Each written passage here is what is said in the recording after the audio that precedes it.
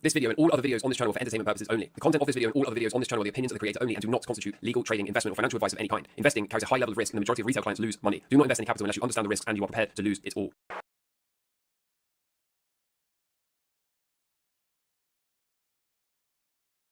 Take a look at the shares of Trump Media closing up 3.1% just overnight. But earlier in the session, it shot up as much as 9%.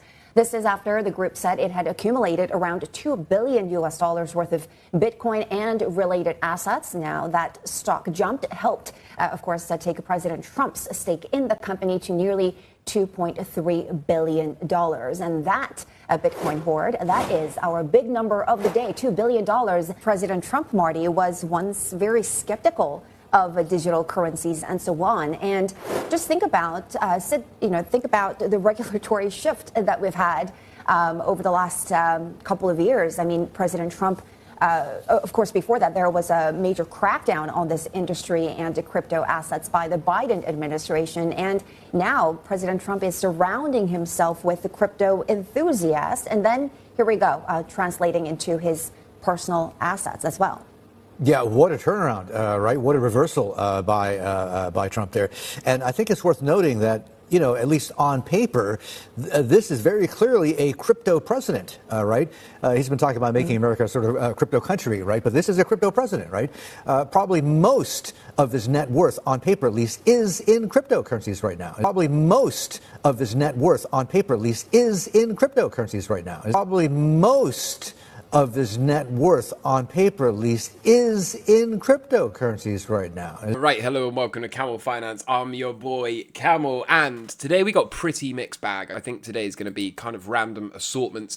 Did you notice, as per the intro, it seems to me they're ringing the bell here, right? They are ringing the bell to try to herd as many people into this market at the top as possible, just like they do at the end of every other cycle. Pretty interesting times. I expect things to get pretty frothy over the coming weeks and maybe even months. History doesn't repeat, but it does often rhyme. And if you know your history, okay, then you can see parallels to when Gordon Brown sold all the UK's gold right at the bottom. And this time around, Reeves apparently is going to do that with some Bitcoin. So pretty funny, right? It's also pretty funny to me that the UK is now kind of flagging the idea that they are going to abandon the digital pound. No CBDCs, right? Because instead, they think they can tokenize the bank deposits and make Britcoin, their CBDC, unnecessary. And again, history doesn't repeat, but it does often rhyme. To me, this just reminds me of when they stood Trump on the world stage and he said there will never be a CBDC. And sure enough, there might actually not be. But, okay, notice how a lot of people are very quick to kind of latch on to that idea.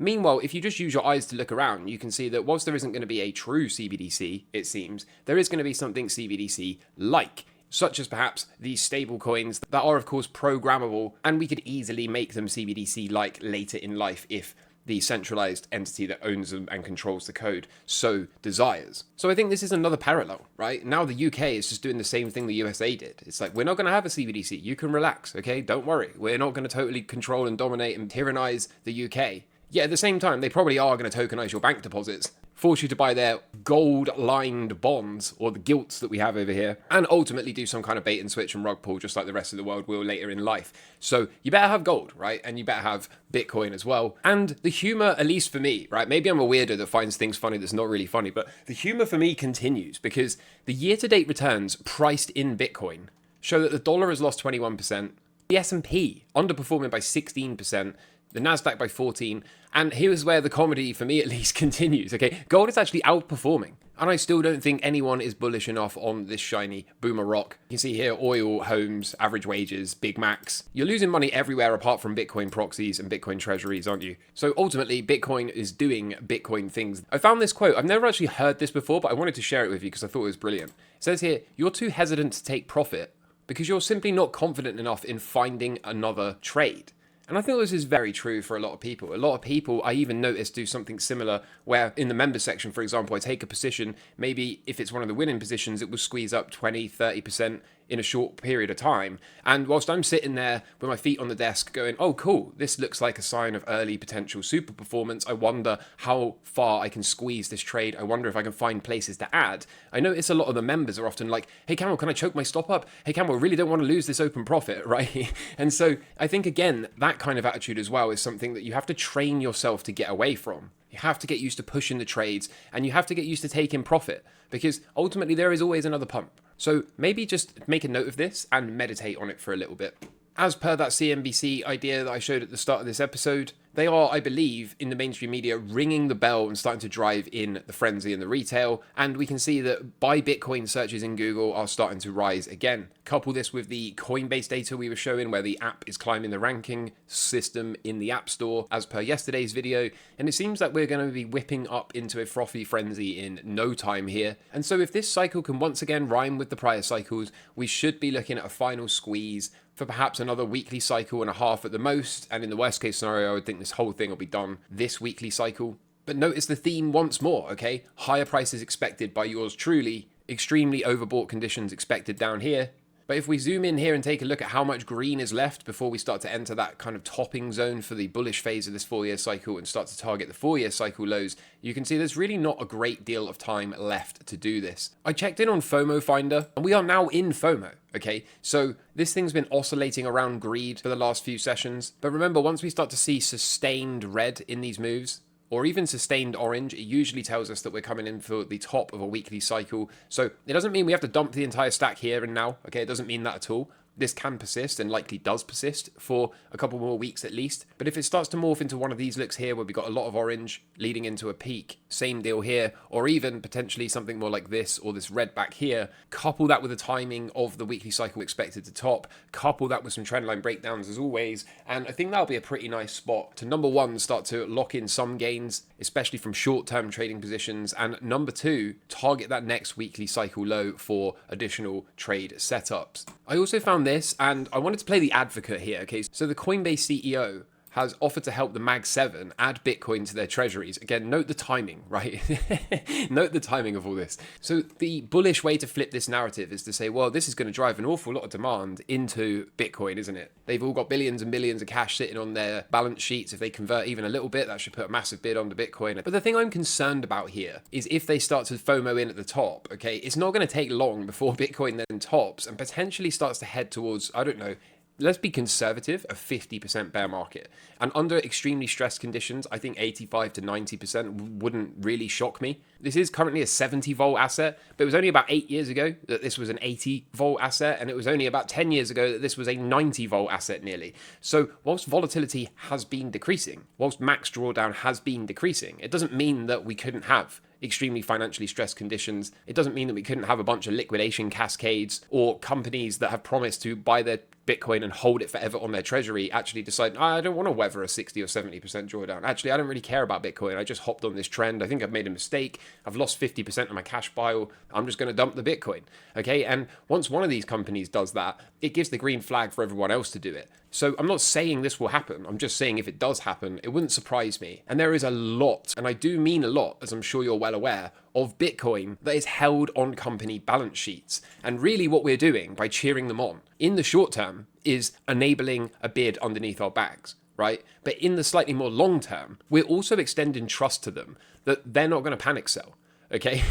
And for me, that's a trust extension that I'm not really comfortable with. So I'll be interested to hear what you think. Do you think that's a zero risk? Do you really believe all of these companies that said they're going to buy it and hold it forever, do you really think they're going to do that? Or do you think that we may well see a domino effect, especially as we start to get down into those minus 60% declines into the bear market? I'll be interested to hear your opinion on that. Again, more consistency with the theme on this channel at the moment is we don't have a great deal of time left for this thing to run. You'll notice all prior cycles had 4 kind of bearish crosses, and it was on the 4th one that actually led to the top in the market. Same deal here, right? By the time we get the 4th cross, we roll over. Same deal here. This one occurred on massive bearish divergence, and we've already had 3, right? So the next time this thing crosses, whether it's a divergent lower high like we saw in this cycle, or whether it is a higher high like we saw in the 2017 cycle, at some point in the not too distant future, this thing is going to have pushed up and crossed bearish. And once it does, it's very, very likely, at least based on historical data, that will be the top. So again, note the theme. Probably got higher to go, probably not got much time to do it. And speaking of having higher to go, gold so far continues to hold this parabolic curve, continues to push up to higher numbers. I do think this probably has to shake out one final time, although I think it's going to form yet another higher low. I'll show you that in a moment. And then I think it's going to be party time. And I still maintain nobody is bullish enough on the precious metal. In fact, I'm going to start with that chart right now. As you can see, I'm positioned for this thing to rip if it's going to rip. And you probably are familiar with my silly yellow fractal I've been using to kind of guesstimate roughly what comes next for gold. I wonder if this whole thing is going to end up looking like this perhaps, but we'll see, right? Fractals at the end of the day, they're not for trading, they're just for making YouTube videos and pointing at things with a little bit more credibility perhaps than if I just did this, okay? Although by now the yellow squiggle does have a pretty good track record and is becoming more widely accepted by the day. But there's two reasons I'm looking at this and thinking we may have to roll over one final time, okay? The first reason is we're already about halfway through this daily cycle,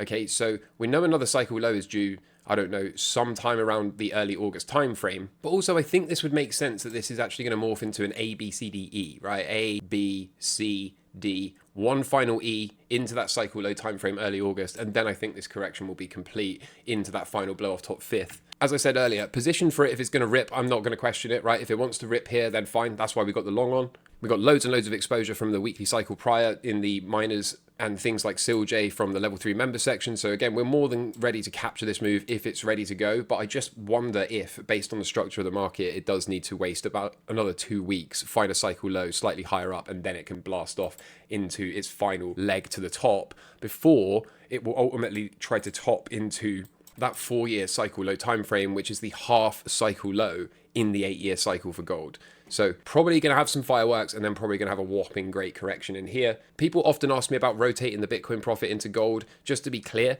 by the time we get up here, I expect Bitcoin to also be way higher. My plan is to sell the Bitcoin, pay some taxes, hold some cash. If you're a level 3 member, I'm building a strategy for that. I'll share that with you. But for now, let's focus on selling the top and then wait for this big correction into the 4-year cycle low for gold, then allocate it down there. Because I really think we're probably going to get a good 30% decline from wherever the peak of gold comes. Even if it's lower down and it's more like, I don't know, 4K or something, I still think we'll get a pretty nice correction into that half cycle low or the 4-year cycle for gold. So I'm not just planning to swap the Bitcoin immediately to gold, because then I think we'll probably have to weather at least a 30% drawdown if we do that. So I'd much rather sell it to cash, rotate it after the dip and into that 4-year cycle low for gold. And then I think it will be time to see gold push to those 5-figure numbers that I've been talking about for a long, long time. Stocks, still not entirely sure what's going on here, right? Have we got an undercut and a cycle low, or are we about to blast off here and truly confirm that this is in? You can see the indicator hasn't picked it yet, so it's as uncertain as I am, which is fine. It's deliberately been designed to take its time and wait for confirmation before picking lows. Whilst I'm talking about the indicator, we are very, very, very nearly ready to launch the update. Practically all the bugs have been fixed now, all of the website's been updated, everything that needs to be done has been done, apart from giving me the final product to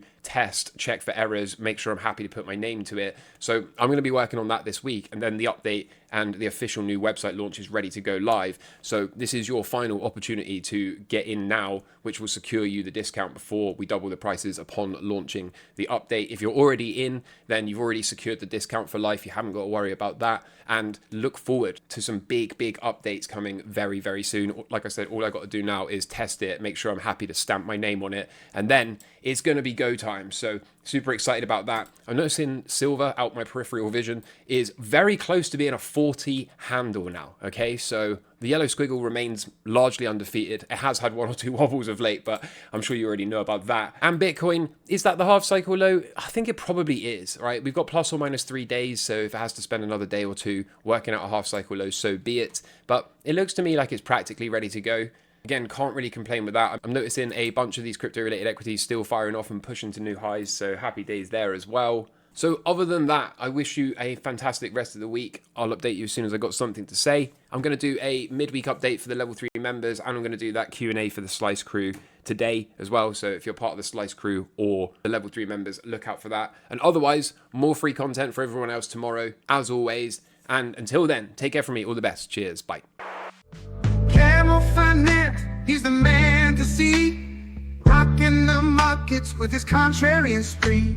Trades like a pro, no fear, no shame. Sticking to his guns in his money game. He's a badass, oh yes indeed. Camel